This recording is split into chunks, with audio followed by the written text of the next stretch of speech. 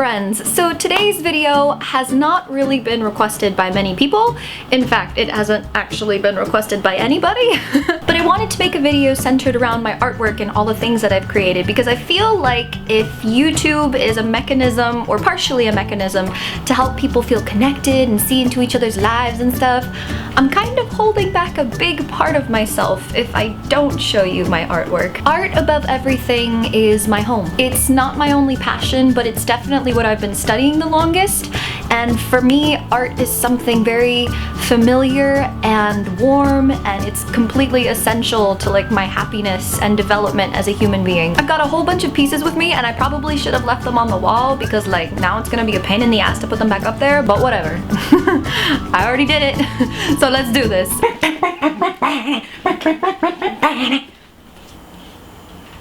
The first work that I want to show you is called Mother Teriris. It's the most recent painting that I've made, and it was a gift. My mom in our family is kind of the saint. She is the one that keeps everything together. She is the one that has been taking care of my dad while he's been in the hospital for 6 months as I'm here in California studying. She's over there in Miami with him. She's probably the hardest worker that I've ever known. I wanted to emphasize her gray hairs, her wrinkles, her expression, everything that makes my mother her, and everything that kind of exemplifies how hard she works on a day-to-day basis.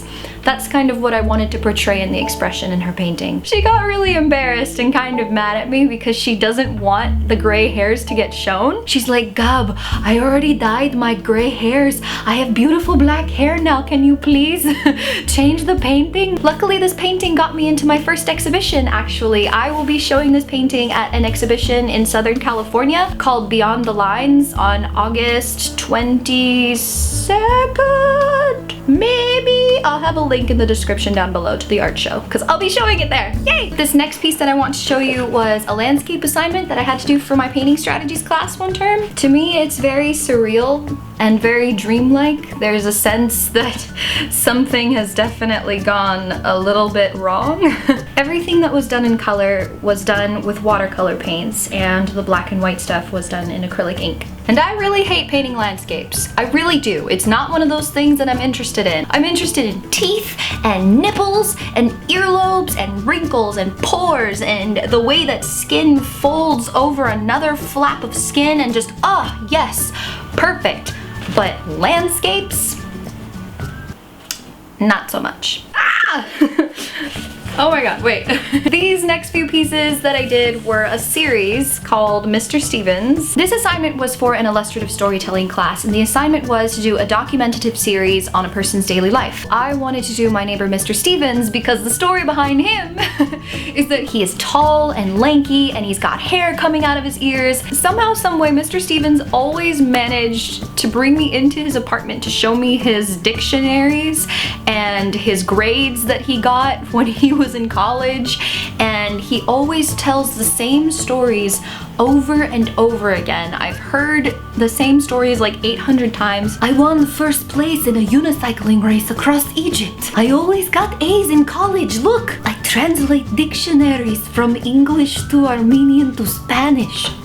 He's such a sweet old man that would never harm a fly. He just wants somebody to talk to. Every time I would ask Mr. Stevens to take a reference photo of him for my project, he would kind of just avoid the question and be like, "You're so funny. Would you like a fax machine?" So I wound up having to do all of these pieces from my imagination. He's also a tutor for young children, and I don't understand how he's a tutor, because if he's repeated the same stories to me over and over and over again, I don't see how he can keep like a straight line of thought when tutoring, pero vaya, maybe it's something different when he's tutoring, I don't know. When people see my caricatures, they often think that I'm trying to insult the person that I am drawing, but that's not the case at all. Like I said, I'm kind of in love with the things on people's faces or bodies that they think are flaws. I just think that they make for such interesting line work and such interesting patterns. It's just very visually pleasing to draw for me. If somebody has very crooked teeth,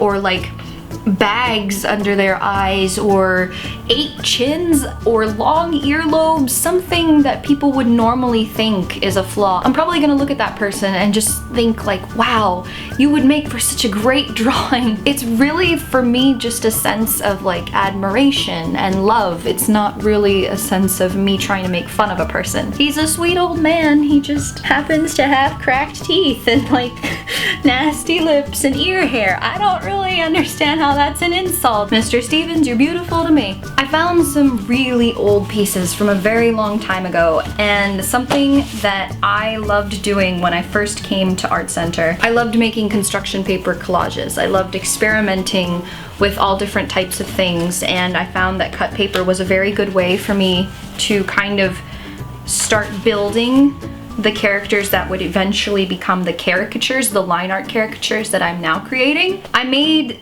2 of these construction paper portraits when I was thinking about the people that we take advice from, the people that we look up to, the people in high-ranking power, and how much our faith in someone is often put into their physical appearance. I was coming from a place where I was feeling so defeated in my own body and in my own physical look, and I guess I wanted to give more power to people who don't look quote unquote normal. I replaced the Queen of England with this beautiful queen here that says long live the queer. Long live people who don't look like the everyday. Long live people who are just a little bit abnormal, and long live those who have just as much to offer as everybody else, but for some reason are not in a place of high power because unfortunately some people hold them back for their looks. I can understand why these characters are seen as horrifying, but every creature and caricature that I draw, they're not evil,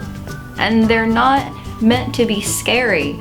In fact, this drawing style is actually something that came out of self-love, something that was trying to help others love themselves regardless of the way that they look or how people speak about the way that they look. The characters that I draw, they love themselves regardless of what people might think are their flaws. They are confident and they feel sexy in their skin, and they let everything hang out because they just don't care. This grotesque caricature style, it's really all about just maybe changing up the language of what is beautiful and what isn't. I'm pretty sure that I've talked you guys' heads off for this video, so I'm gonna stop now. But thank you guys so much for watching this video. I'm gonna have a link to my website in the description box down below, so don't forget to take a moment to subscribe so that you can be a part of my world and keep up with all of my videos, and I will see you guys next time, okay?